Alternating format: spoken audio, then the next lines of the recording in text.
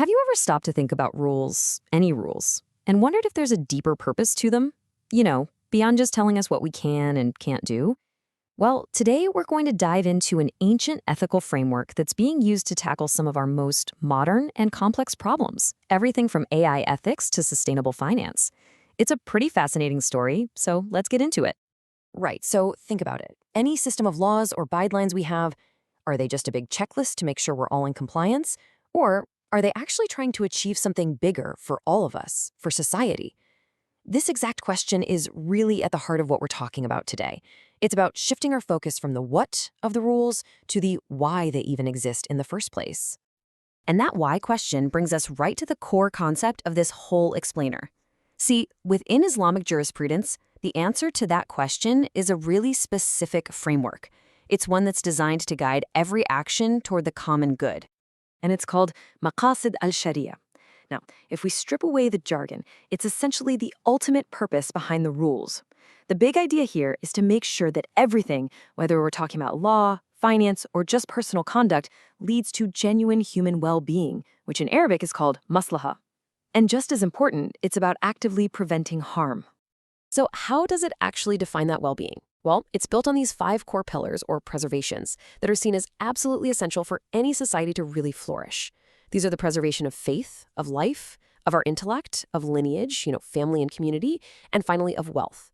Now, what's really crucial here is that this isn't just some random list. They're often seen in a hierarchy, with faith and life being paramount. And that creates a really nuanced way to weigh tough ethical decisions. Okay, so how does an ancient blueprint like this actually apply to our world today? Well, one of the most developed and talked about areas is finance, where these principles are creating a completely different way of thinking about money. And this is the central question it asks. What if the whole financial system was designed from the ground up with a built-in social purpose, a responsibility that goes way, way beyond just the bottom line? It's a total paradigm shift. And this slide just lays it out so clearly. On one hand, you've got the traditional model, which is almost entirely driven by profit maximization. Nothing wrong with profit.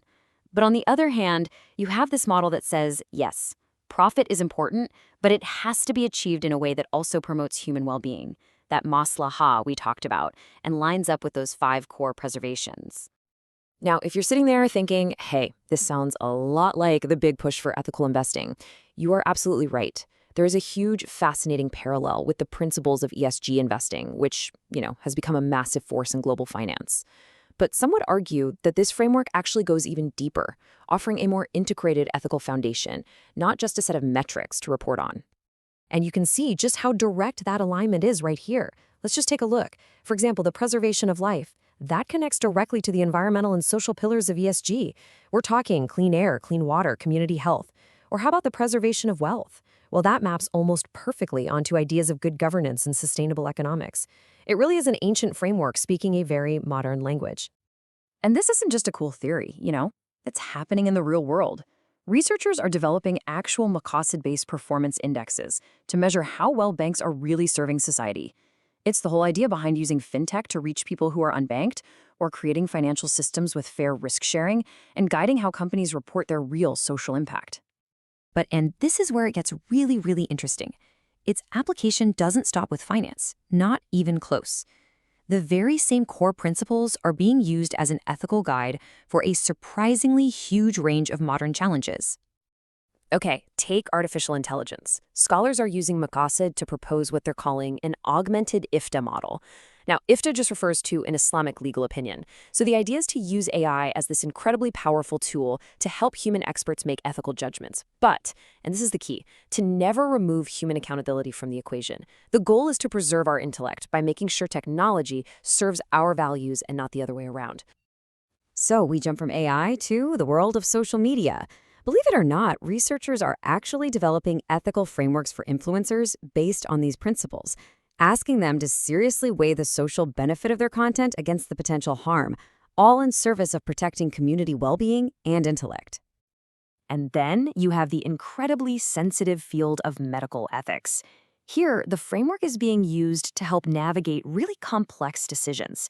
By balancing that core principle of preserving life with the goal of preventing harm and hardship, It provides a kind of structure for doctors, patients, and families to make some of the most difficult choices together. And here's a really fascinating one. That principle of preserving lineage, it's being applied to modern science. The source material shows how jurisprudence uses maqasid to evaluate technologies like genetic fingerprinting to figure out how they can be used ethically to uphold and verify family ties. Pretty wild, right? But of course, trying to apply a 1,000-year-old blueprint to the 21st century, well, it's not always a straight line. It's not without its challenges. And that gap between the ideal and the reality is a major focus of a lot of current research. As you can kind of see from this chart, the level of implementation is all over the place. Some institutions have really deeply integrated these principles into everything they do. For others, well, it's still a work in progress. It's definitely not a switch that's been flipped everywhere all at once. This quote from one of the source papers really nails the heart of the main obstacle, especially in finance.